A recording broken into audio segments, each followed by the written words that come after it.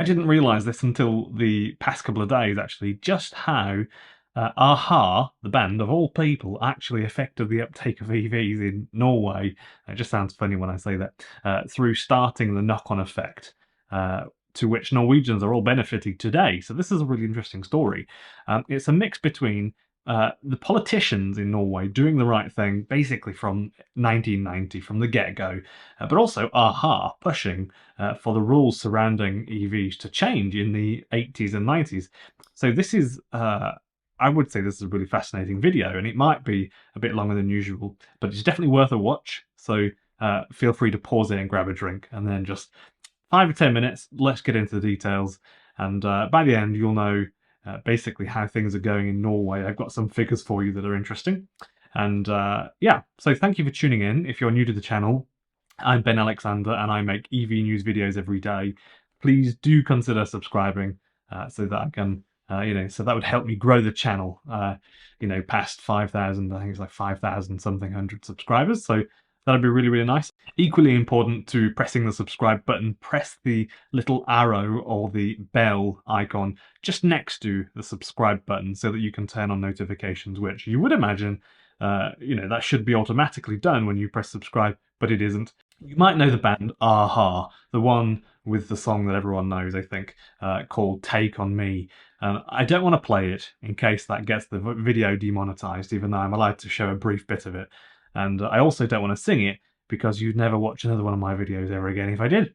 So in the 1980s, the band a-ha, they're actually a Norwegian band if you didn't know, they visited Switzerland and they encountered a Fiat Panda that had been modified to electric. And the band's lead singer, Morten Harket, inspired by this, he acquired a similar vehicle and he brought it to Norway. And he notably drove it in bus lanes and used it every day for his daily driver.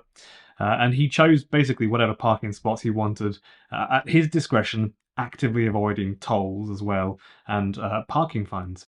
He defended his actions by highlighting the environmental benefits of electric vehicles and advocating for their encouragement.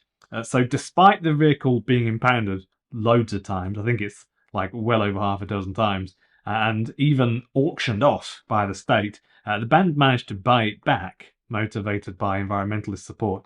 And so they bought it back, and then this incident contributed to to founding the Norwegian EV Association in 1995, and that was established as a non-profit organisation. And we've actually got this really interesting graph here that shows that in Norway since 1990, EVs have had zero registration tax when brought into the country.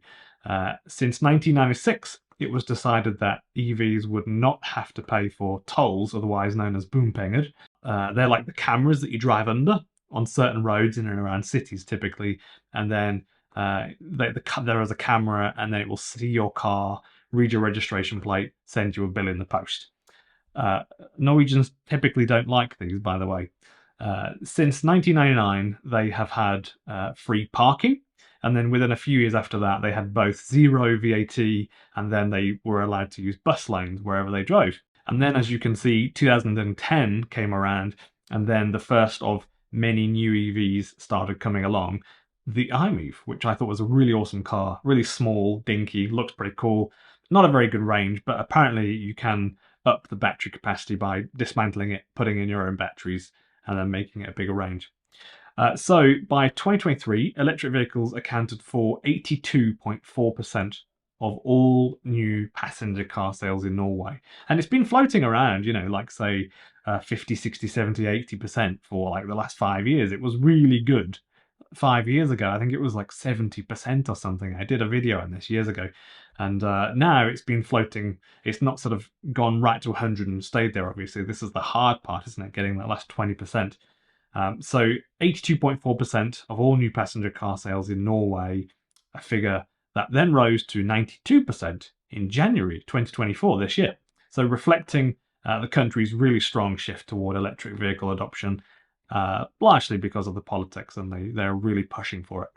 So in 2025, the aim in Norway is that 100% of new car sales will be full EVs. Peter Raum is the editor-in-chief of the Norwegian car magazine, Motor. I've read this magazine, by the way, very good magazine.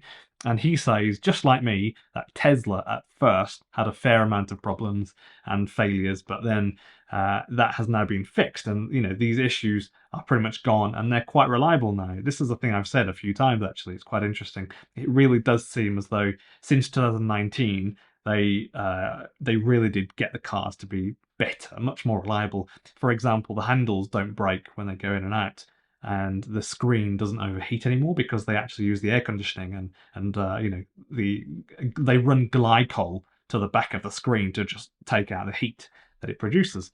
Really, really awesome stuff, I think, from Tesla there. So he also said that the second biggest car brand in Norway is Toyota, and that basically when they start selling EVs, then it will be all over and they should get to 100% full EV sales in Norway.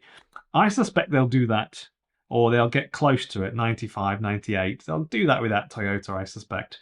And I've been in Scandinavia now for a handful of weeks, and I've seen, because it's been a while since I've been here, I've already seen a couple of Toyota BZ4Xs, even though they've got bad reviews. But they look really good though, by the way. In the towns and cities, there is also a really strong push to use bikes or walk or use public transport.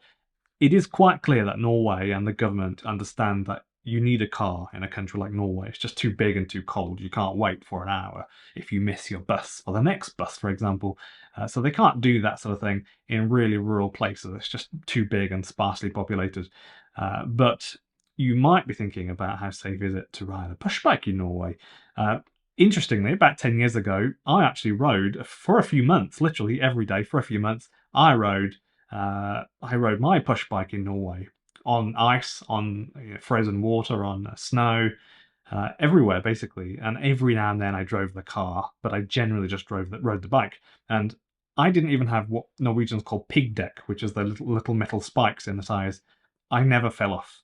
Never. So maybe it only takes one fall to really hurt yourself, so that's an issue, isn't it? But basically, I don't think it's as big a concern as maybe people might fear. Let me know what you all think of this, because I think that this is a really interesting piece of history and an example of when politicians actually do something good. So, even though that's quite rare. So thank you for watching, and see you in the next video very, very shortly. As I say, I make 1 or 2 videos every day, so the next video will be up in so many hours.